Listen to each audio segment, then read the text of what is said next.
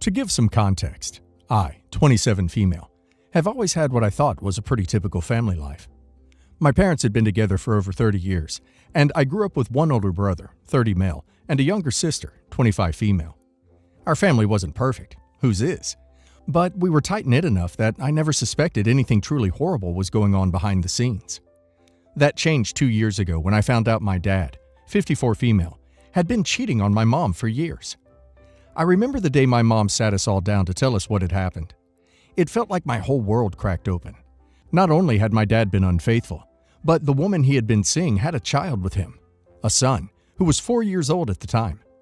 My dad had been financially supporting this child behind our backs, hiding it from my mom, and it all came to light when she found out about the secret payments. My mom, understandably, was devastated. She kicked him out, and they separated almost immediately. The whole situation threw me off. My dad, who'd I'd looked up to, suddenly became a stranger. I couldn't wrap my head around the fact that he had lived a double life with another woman and a child. To me, that little boy was a constant reminder of how our family was torn apart, and no matter how hard I tried to compartmentalize, I couldn't just see him as innocent. I know that's unfair, but I couldn't help it. I distanced myself from my dad a lot after that, and things between us have been rocky ever since. 2 weeks ago, I decided to host a small gathering at my place. My brother had just gotten a promotion at work, and I thought it would be a great excuse for the family to get together and celebrate. It was meant to be a low-key evening, just immediate family, no kids, no extended relatives. I was really looking forward to it, because for the first time in a while, it felt like we could have a normal family moment after all the chaos with my parents' separation. Despite everything that had happened, I still invited my dad to the party. I thought maybe, just maybe, we could start rebuilding our relationship if we kept things simple. I called him ahead of time and made it very clear that it was just going to be the close family and that no kids were invited. I didn't think I had to spell it out, but I wanted to avoid any potential awkwardness. He agreed, no problem. Or so I thought. The evening of the party started off great. My mom, brother, sister, and I were all in good spirits, cooking together, laughing, and genuinely enjoying each other's company. My dad was supposed to arrive later, and I was hopeful that we could have a civil evening for once, without any lingering tension. Then my dad showed up, and with him, the child. I felt like I'd been hit by a truck when I saw them standing in my doorway. My dad smiled awkwardly, like he knew he was about to drop a bombshell. And there was his 6-year-old son, clutching a small gift bag. It took me a second to process what was happening. I told him not to bring any kids, especially not this child, the literal product of his affair. I could see the color drain from my mom's face when she saw them, and my sister just stood there, frozen. I was furious, but I tried to stay calm. I asked my dad why he had brought the boy when we had clearly agreed this was an adults-only evening. He gave me this half-apologetic, half-explanatory response about how he didn't want to leave his son behind, and that he thought it was time for us to meet him. He acted like it was no big deal, like it was completely normal for him to show up at a family gathering, uninvited, with the very child who symbolized the destruction of our family. My heart was pounding in my chest, and I could feel my anger rising. This was not the time. This was not the place. We were supposed to be celebrating my brother's promotion, and instead, my dad had turned the evening into a tense standoff. My mom was visibly uncomfortable, and my brother was too stunned to say anything. All the good energy we had built up earlier in the evening evaporated in an instant. I told my dad that it wasn't appropriate to bring his son to this particular event. I reminded him that we had agreed this was going to be a small family gathering, and no kids were supposed to be there, especially not his son from the affair. I was trying my best to keep my cool, but it was hard. All I could think about was how insensitive and thoughtless it was for him to spring this on us, as if we were supposed to just smile and play happy families. My dad didn't back down. He told me I was overreacting, and that it was time we started accepting his son as part of our family. He made it sound like I was the one with the problem for not embracing this kid, and that the longer we waited, the harder it would be. He kept saying that the boy was innocent in all of this, and that I needed to stop punishing him for my dad's mistakes. That's when I lost it. I told him that this night was supposed to be about my brother, not about him trying to force his son into our lives without any warning. I told him he had crossed the line by bringing the child unannounced, and that if he couldn't respect the boundaries I had set, he needed to leave. I didn't care that he thought I was being harsh or unfair. In that moment, All I could think about was how my mom was standing there, holding back tears, and how my dad was trying to bulldoze his way into making this situation normal for us. My dad kept trying to defend his decision, saying that we needed to get over it and move forward. But I wasn't budging. I told him again to leave and take the child with him. I couldn't believe he had put me in this position, making me the bad guy for not being ready to embrace this kid into our family dynamic. After a few more tense minutes of back and forth, he finally left, looking disappointed and angry. Since that night, things have been pretty bad between my dad and me. He's furious that I kicked him out, and he's told my siblings that I'm being unreasonable. He keeps saying that I'm punishing an innocent child for something he had no control over, and that I need to get over my resentment. He's also upset that I humiliated him in front of the rest of the family by making a scene. My brother has been supportive, telling me I had every right to set boundaries and that my dad was out of line for bringing the child without any warning. My sister, on the other hand, is more conflicted. She feels sorry for the boy and thinks maybe I should have handled it differently. My mom hasn't said much, but I can tell she's heartbroken all over again. I've been left wondering if I overreacted. I know that the child didn't ask for any of this, and part of me feels guilty for pushing him away. But at the same time, I feel like my dad was trying to force us into accepting a situation that we weren't ready for. I had made my expectations clear, and he completely disregarded them. I'm not sure what the right thing to do is anymore. So, Reddit. Am I the a-hole for kicking my dad and his child from the affair out of my party when he brought the kid unannounced? Well, I get why OP is upset.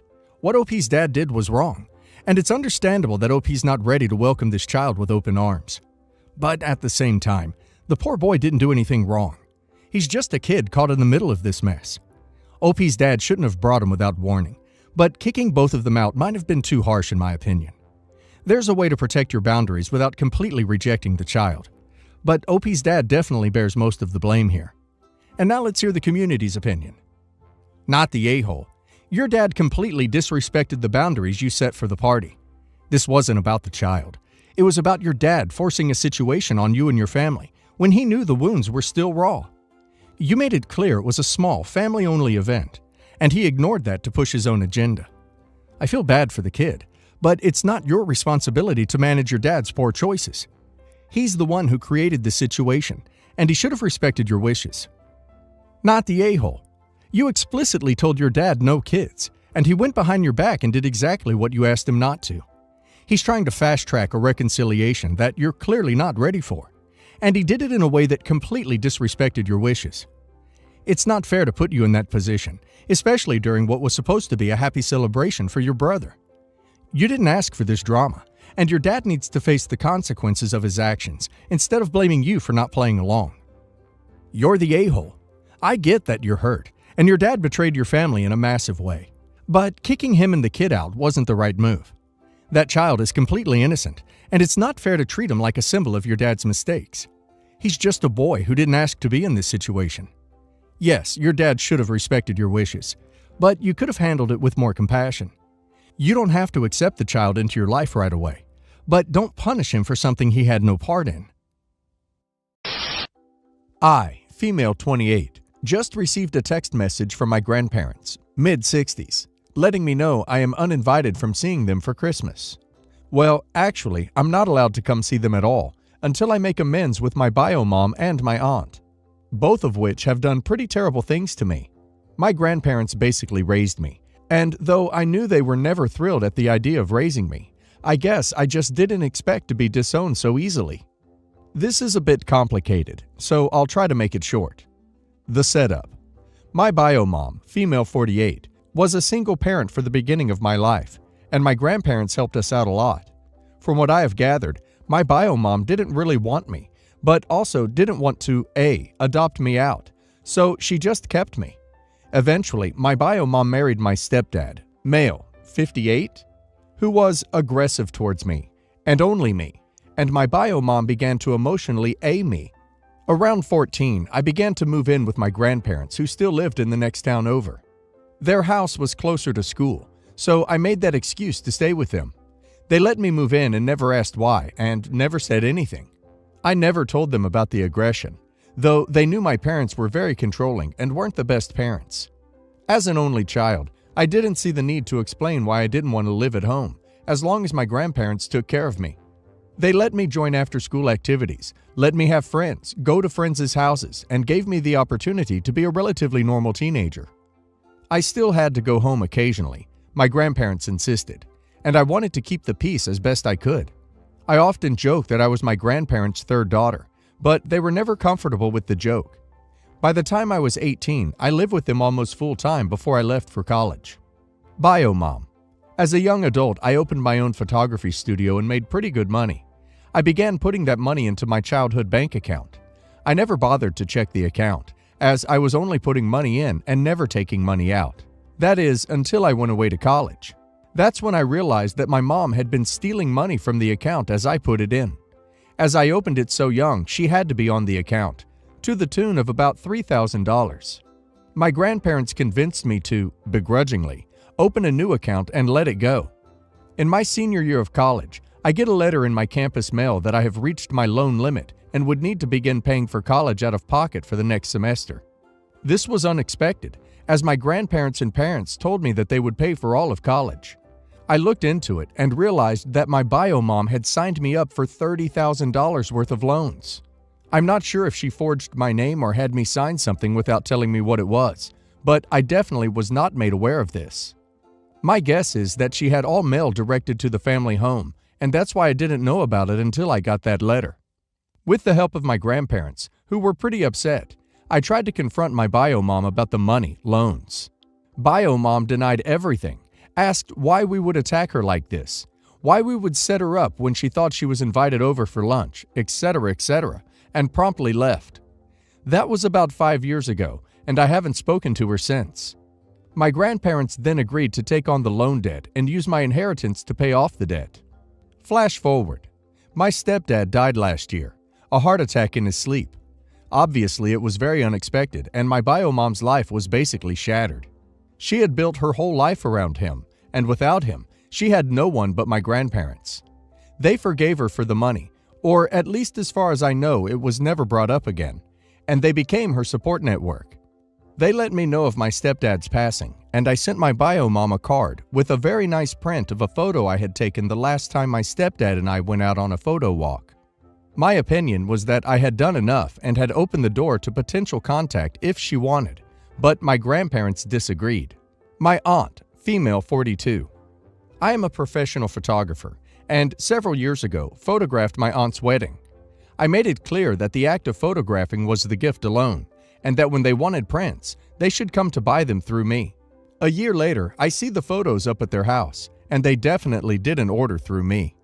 I politely pointed out that technically, they can't get those photos printed elsewhere, as I hold the copyright, and I only gifted them my time, editing. Well, they threw a huge fit, screaming at me over text, calling me retarded, saying that I'm a terrible photographer, and that anyone who likes my work is a blind idiot, and I will never amount to anything, etc. I simply replied that one day you will look back at this moment and realize that you are both terrible people for what you have said to me over something so small. They continued to chew me out, but I didn't reply. I haven't spoken to my aunt or uncle in about 8 years. Today, I have moved away and live in another state. I haven't been home or seen my grandparents in 2 years. They live 6 hours away. I just got a new job this year, and I get a week off for Christmas. I decided this would be a great time to go see them. 3 weeks ago, I called them and asked if my husband and I could come to visit. We weren't going to be there for Christmas itself, to avoid potential conflict with my aunt, bio mom, but we wanted to visit for a day or so. They said that would be fine. Then, last night, I received the text message that I am no longer welcome to Christmas. I call to ask what is going on, and my grandpa explains that tension is too high and they are too old to be in the middle of such things. Unless I reach out and make up with my family, I can't come. I remind them of the money from my bio mom and the fight with my aunt, and point out that I am the victim in both of these. And they said they don't remember nor care about the fights, just that they are telling me like it is. I also point out the card to bio mom and that it isn't my fault she didn't reply, but again, they say that wasn't the point. To reiterate, I asked if this meant that I wasn't welcome to see them at all until we reconcile, and they confirmed that statement. I asked why I'm being punished for the actions of my aunt, bio mom, and they didn't have an answer. I told them that in that case, I didn't know when I would see them again and hung up. I'm just at a loss. I understand that they don't want to be in the middle, but they refuse to even meet us for lunch. I guess the signs were there that they didn't want to raise me, but I just thought that they cared. I mean, they must have. They paid for me to be on the track team. They helped me open my business. My grandma made my wedding dress, and my grandpa helped me apply to grad school. Am I missing something? Am I being unreasonable? I feel like they are choosing their daughters over me, and they only ever raised me out of obligation. Then I feel like a child for being heartbroken about this at the age of 28. Edit. Some people have commented about my gift to my aunt. Here's my explanation. Hiring a good wedding photographer can cost thousands of dollars. If she didn't like the idea of having to buy through me, we would have talked about it. Or she could have said no to my gift and hired someone else, or not have a photographer at all. It's not that I wouldn't let them print the photos, it's that they had to buy the prints from me. I have a lab I work with in New York who does all my printing. I have a special paper chosen, printing profiles for that printer, etc., etc. Sure, I was going to make money off them ordering through me, but I always want to make sure my prints are the best they can be. Any prints of my work are a reflection of me as a photographer. Anyway, I would definitely agree if I had outrageous print prices, but I don't. I have always believed in reasonable print prices because I don't like the idea of holding images hostage. Again, she agreed to this gift and then got upset later. And even if I should have given her the copyright, her response was extremely childish and unacceptable. You have a toxic, crappy family. But they're still the people that raised you, and still the people that gave you a semblance of normalcy during your formative years. For your own sanity and well-being, you need to reply to your grandparents that if they ever want to see you, all they have to do is ask, and you'll come visit them, as long as neither your aunt or your egg donor are present. Then, cut your mom and aunt out of your life. Ducking sucks, and you'll feel guilt and anger, and maybe more on the stages of grief, but you will be happier in the long run.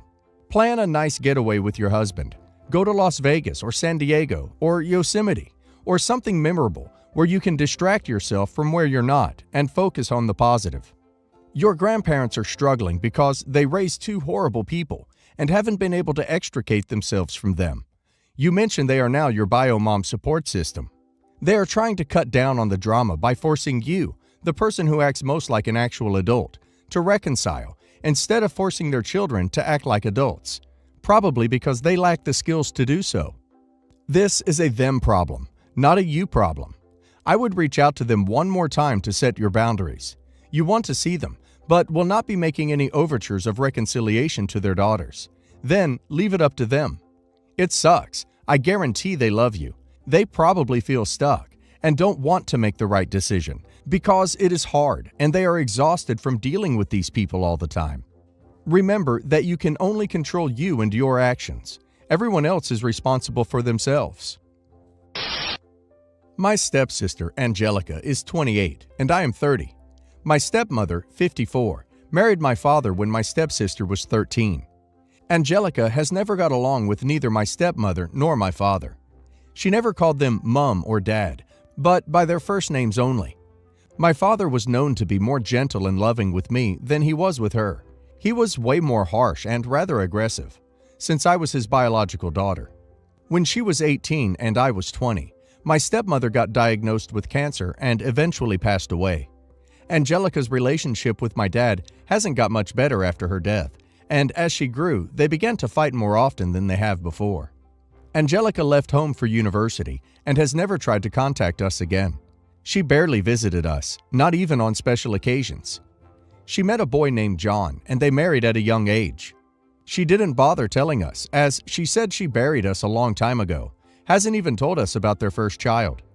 Anyway, she and her husband opened their very own modeling agency. They are making a large amount of money from it each year. I've heard about it since a close friend works for them, and she told me about it. Angelica and John live in a mansion. They wear the latest designer clothing, and their 8 children all go to private schools. They go on big vacation trips every year. They are practically rich. My father got diagnosed with cancer about a few months ago. He isn't doing so well and is currently staying with me and my spouse. I told Angelica, who came to visit. It was a very awkward moment for the two of us, as it has been a long time since we interacted with each other. Before she left, she said she'd be willing to cover half of the costs for a private caregiver. I agreed. I didn't think it would be that expensive. However, it was very expensive. I called Angelica and I've told her that I couldn't afford half of the caregiver's salary and asked her if she could contribute more. She said she'd cover up 50% and no more. We started to fight with each other, and she said she was being more than generous with both me and him, and that he didn't even deserve the 50% she was willing to cover up. That really made me angry. She earns way more than I do a year. I have no problem in taking care of my father, but I really don't have the time to do it. I've been feeling very stressed, sad, and overall filled with rage. The government-supplied home care that visits us isn't enough. I do whatever I possibly can, but I can't spend that much time with him in the morning when he most needs me due to work. I couldn't believe how careless Angelica was about my father's health. I tried to contact her husband, but he said he does not have the desire to get involved with our problems. Angelica got very angry with me after she found out that I've called her husband asking for help. I'm really confused right now. Am I the a-hole? Edit. I tried talking to her again today. I was crying and begging her to help, but she refused and started to talk about how my father poisoned her childhood and that he could rot in hell for all she cared. She is honestly showing no remorse for him. Yes, the a-hole. I don't know what happened in your childhood, but she obviously feels resentment towards your family.